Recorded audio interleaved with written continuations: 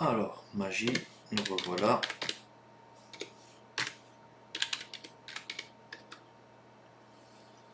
Et donc ici, je suis sur mon serveur. Donc gestionnaire de serveur qui est ici. Alors la première chose que j'ai faite, j'ai été évidemment configurer ma carte réseau pour qu'elle corresponde à mon schéma Visio. Alors l'adresse en statique, là, évidemment pour un serveur c'est tout à fait normal. Il vaut toujours mieux laisser une adresse statique et par après la réserver, éventuellement dans un routeur. Mais une adresse statique pour un serveur c'est quand même beaucoup plus safe. Alors panneau de configuration, vous voyez ça se comporte plus ou moins comme un Windows traditionnel. Modifier paramètres de la carte. Alors ici j'ai décoché IPv6, IPv4, donc j'ai introduit les paramètres que je désirais, tout simplement.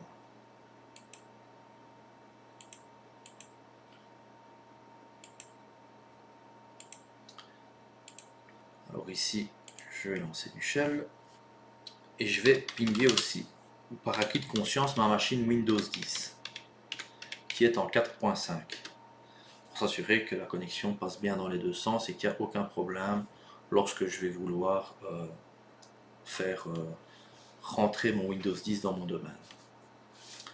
Ok, voilà, parfait, tout se passe bien. Alors, serveur local.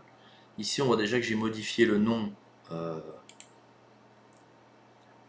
donc la description, le nom de mon ordinateur, nom complet de l'ordinateur. Par contre, au niveau NetBIOS, voilà, serveur Infantino, c'est pas. Mon nom est un peu trop grand.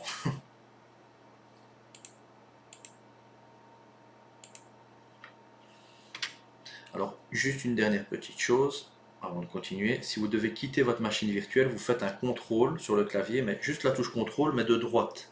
Elle va vous permettre de quitter votre machine virtuelle.